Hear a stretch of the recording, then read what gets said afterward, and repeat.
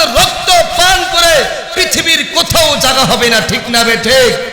ইতিহাস থেকে আমরা শিক্ষা গ্রহণ করেছি, মুসলমানের রক্ত পান করে পৃথিবীর বুকে কেউ টিকে থাকতে পারে নাই, ঠিক না বেঠে?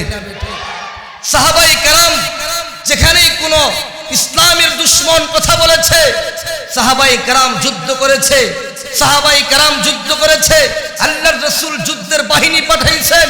এজন্য ভাই, বর্তমান ঘুমাইলে চলবে না।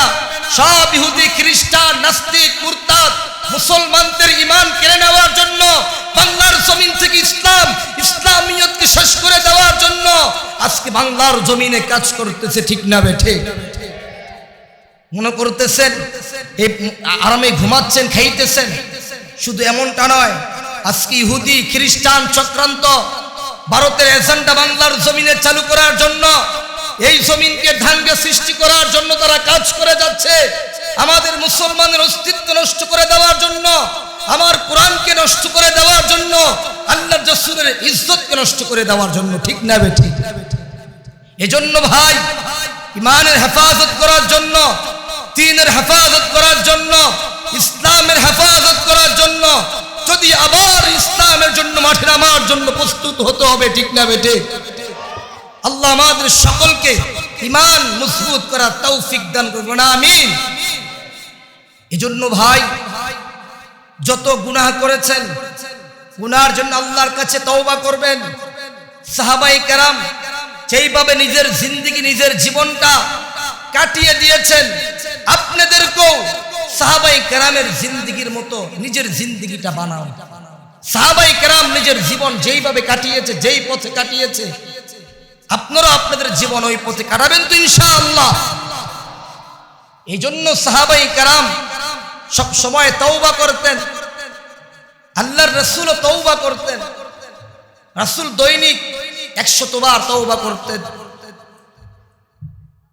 তুবু ইলাল্লাহ ফাইন্নী আতুবু ফিল ইয়াউমি আকসার মিন 70 মাররা। রাসূল বলেন, আমি দৈনিক 70 বারের চাইতে বেশি তওবা করি। সাহাবায়ে কেরাম নবীদের কোনো গুনাহ নাই, নবীরা কোনো গুনাহ করে না। আল আম্বিয়াউ মাসুমুন, নবীরা নিষ্পাপ, তারপর নবীরা কেন তওবা করেছে? নবীদের কোনো গুনাহ নাই, তারপর নবীরা তওবা করেছে। কেন তওবা করেছেন? এক নম্বর ব্যাখ্যা মুহাদ্দিসিন কেরামের ব্যাখ্যা দিয়েছেন, লিতা'লিমিল উম্মাহ, উম্মতকে শিক্ষা দেওয়ার জন্য। যে নবীদের গুনাহ নাই, তারপর নবীরা তওবা করেছে। আজকে তো আমাদের গুনাহ করতে করতে অন্তরটার নাপাক বানিয়ে ফেলেছে, ঠিক না বেঠিক? আল্লাহর বয়ান, আযাবের আওয়াজ চলতেছে, তারপর চোখে পানি আসে। চোখের পানির কেমন দাম, অনেক দাম। জাহান্নামের আগুন হারাম হয়ে যায়। এক নম্বর, নবীরা তওবা করেছেন কেন? লিতা'লিমিল উম্মাহ, উম্মতকে শিক্ষা দেওয়ার জন্য। দুই নম্বর ব্যাখ্যা, নবীরা তওবা করেছেন কেন? নবীদের গুনাহ নাই, এই শুকরিয়া আদায় করার জন্য নবীরা তওবা করেছেন। এজন্য ভাই, তওবার জিন্দেগি বানান। আল্লাহ নিজে বলেন, ইয়া আইয়ুহাল্লাযীনা আমানু তুবু ইলাল্লাহি তাওবাতান নাসুহা। বলেন নারে তাকবীর, আল্লাহু আকবার, নারে তাকবীর। আজকের মাহফিলের প্রধান মেহমান, প্রধান বক্তা, সারা বাংলার আলোড়ন সৃষ্টিকারী বক্তা, সুমধুর কণ্ঠের অধিকারী মুফতি আলামিন আরাই হাজরি সাহেব আপনাদের মাঝে চলে আসছেন। আল্লাহ তাআলা হযরতের হায়াতের মধ্যে বরকত দান করুন, বলুন আমিন। সুস্থতার জিন্দেগি দান করুন, বলুন আমিন। যে কথা আপনাদেরকে আমি বললাম, এক সাহাবায়ে কেরাম যেভাবে নিজেদের জীবন কষ্ট করেছে, ইনশাআল্লাহ আপনারা কষ্ট করবেন তো ইনশাআল্লাহ। দুই নম্বর, তওবা করতে হবে।